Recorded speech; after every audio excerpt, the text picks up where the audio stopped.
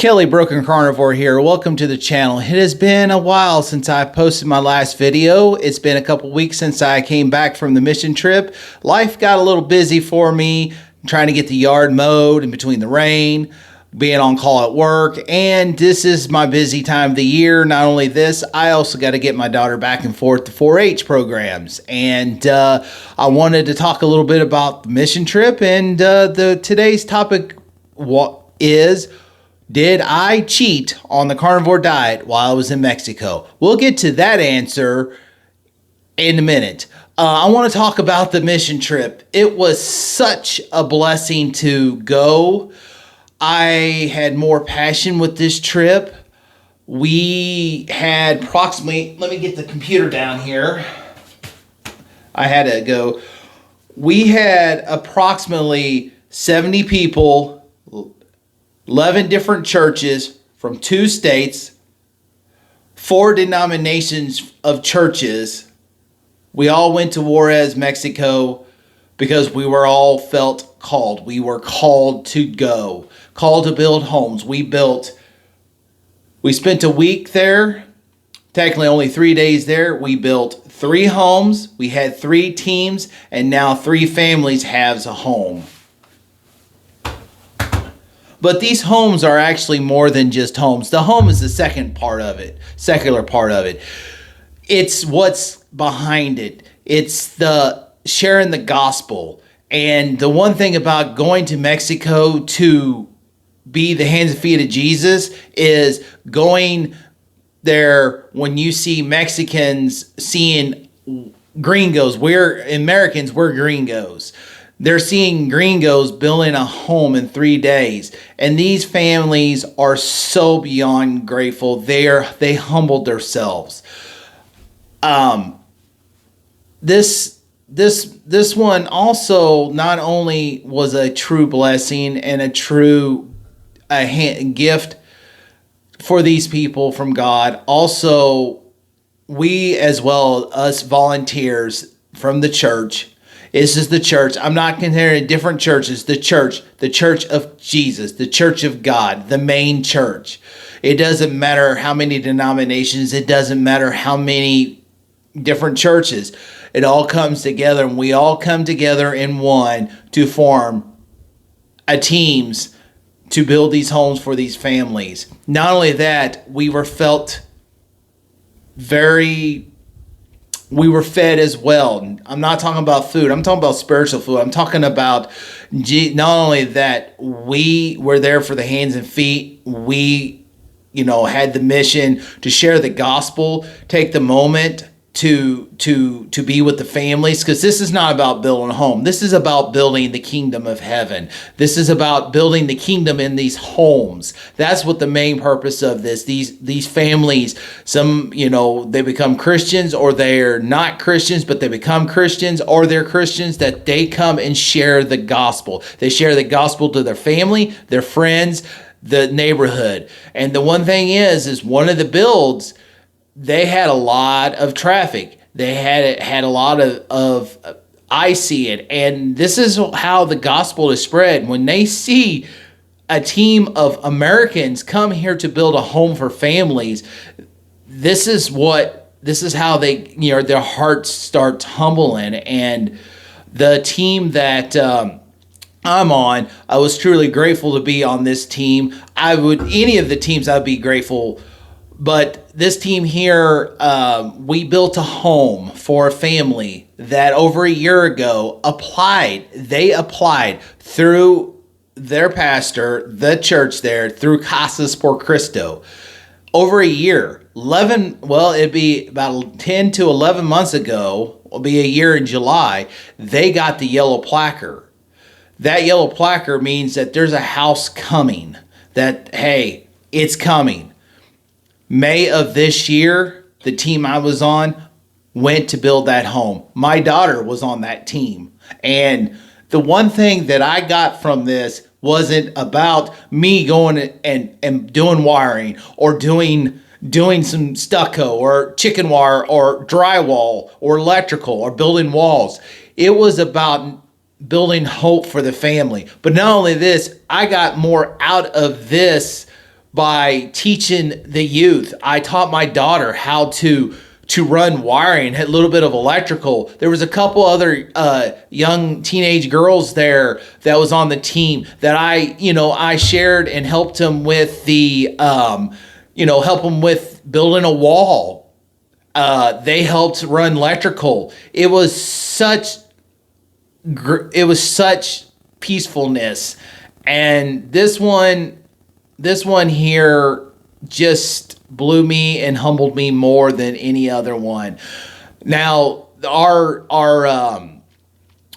missionary, his name is Lucas Campbell. I built with him, probably this is my second build with him. I built with him in December, and at the end, I will show probably a video clip from the time we left to we reached Mexico to the process of the house, and he will explain more about those plaques, because there's another plaque when we dedicated the home. There's another plaque that gets put up above. Someone gets volunteered to put the first nail, but the family puts the other nail, meaning that the home is complete. It's a little white placard. Luke will explain to that in that little video towards the end of this video, and he explains it very well.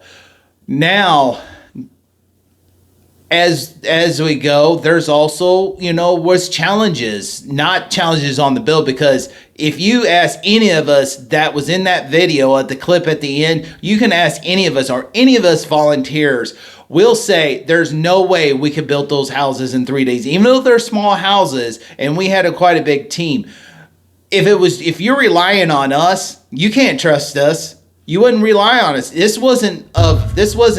This was of God. God did this. If you rely on us to build those homes, forget it. We wouldn't be able to get it. Not in the dry heat, 90 degrees. We left Missouri. It was like 60, low 70s. We went straight into almost 100 degree dry heat. Dry. We had to stay hydrated, and that's one thing that.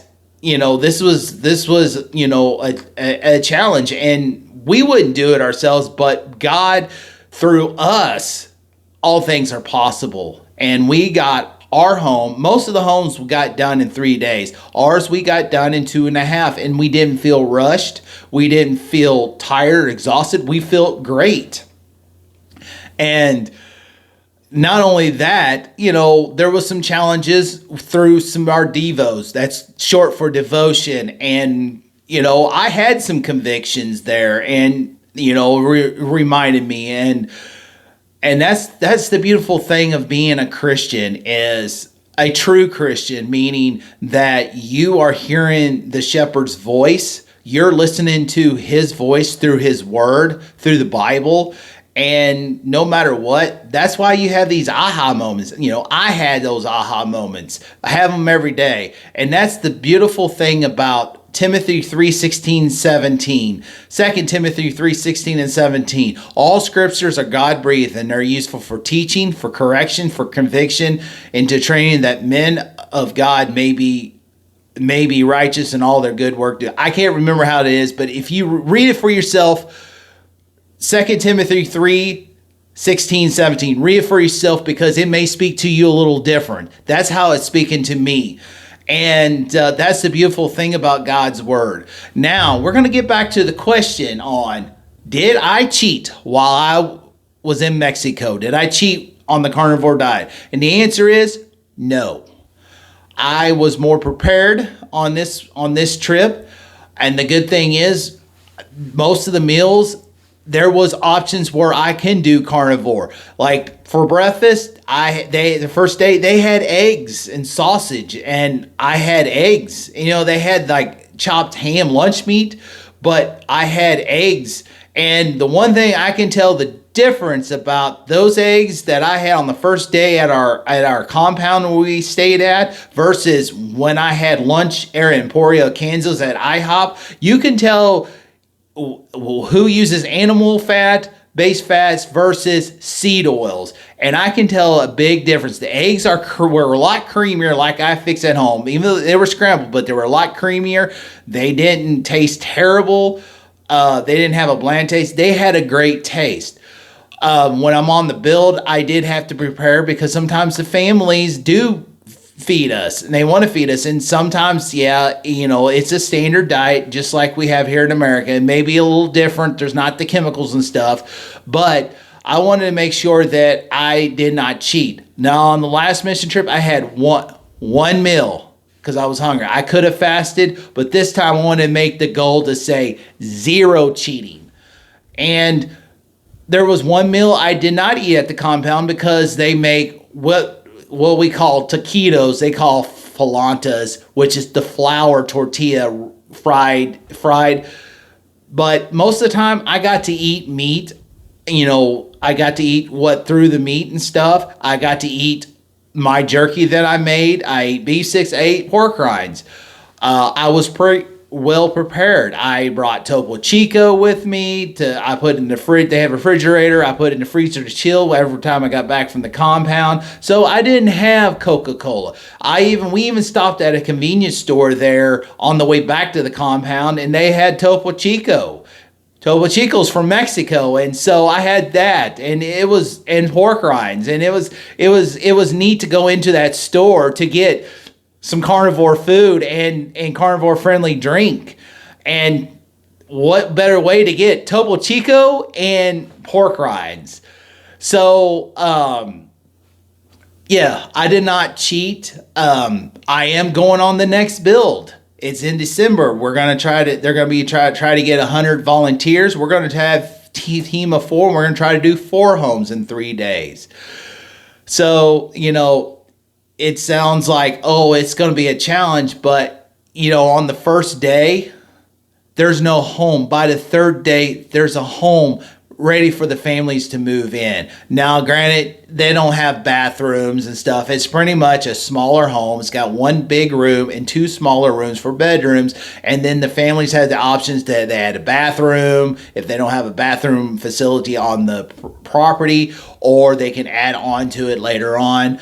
And it'd be neat to follow up with these families that I built and see where it goes. So, like always, let's be kind, be positive, have a good attitude, encourage and support one another. Y'all have a great day. God bless. Enjoy the video at the end.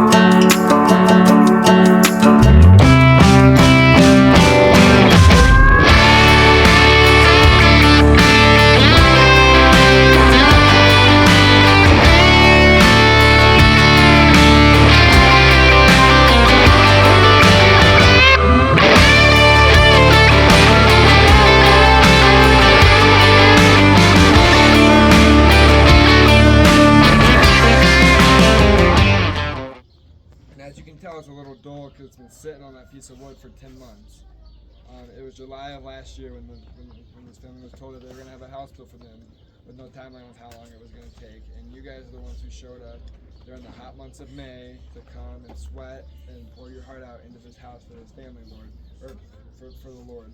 And now what we get the chance to do is we get the chance to take this plaque down and we get to replace it with this white plaque above the door, which now it shows God's promise fulfilled.